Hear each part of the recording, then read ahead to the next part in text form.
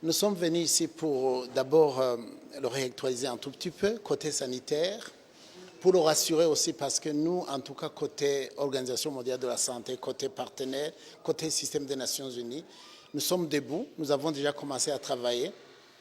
Je dois d'emblée dire ici que cette crise sanitaire que nous sommes en train de gérer en collaboration avec nos partenaires gouvernementaux, en particulier le ministère de la Santé publique, c'est pour moi en tout cas en 24 ans de carrière à l'OMS, c'est sans précédent. Cette crise a commencé le 14 juin, où nous avons eu exactement 32 blessés qui sont arrivés à Adaré. 3 jours après, exactement le 16, 2 jours après, nous étions à 857 blessés de guerre. Donc, en 3 jours, le nombre de blessés a été multiplié par 10. Et aujourd'hui, au moment où je vous parle, ce nombre a été multiplié par 50 parce que nous sommes à peu près 1500 blessés de guerre. Donc, tous ces blessés de guerre, ils ont besoin de personnel de santé, les chirurgiens, les anesthésistes, mais surtout du matériel de chirurgie et des intrants pour les prendre en charge. C'est ce que nous sommes en train de faire.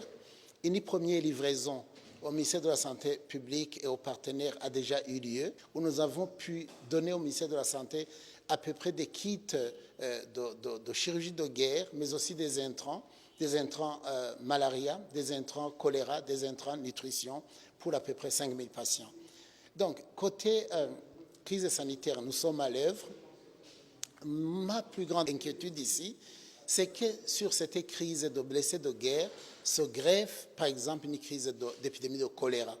Parce que vous savez, nous sommes en période de pluie au Tchad et le choléra pourrait en profiter pour atteindre ces réfugiés et ça serait une catastrophe pour nous. Mais nous travaillons avec tous les partenaires pour vraiment améliorer ce qu'on appelle WASH, c'est-à-dire faire en sorte que ces réfugiés aient suffisamment d'eau à boire, mais surtout qu'ils aient aussi des toilettes dignes de son nom pour que vraiment on évite une épidémie de choléra qui aggraverait la situation.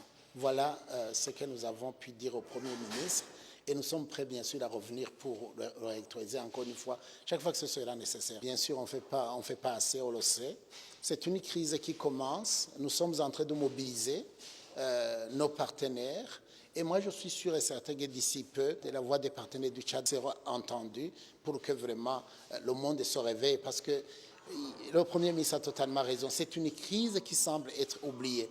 La guerre au Soudan, qui impacte directement sur la vie sociale, la vie économique de ces provinces-là affectées, qui sont au nombre de 4. Il faut vraiment que le monde écoute et qu'on puisse alléger le poids de cette crise qui pèse énormément sur le système de santé, sur le système économique de ce pays.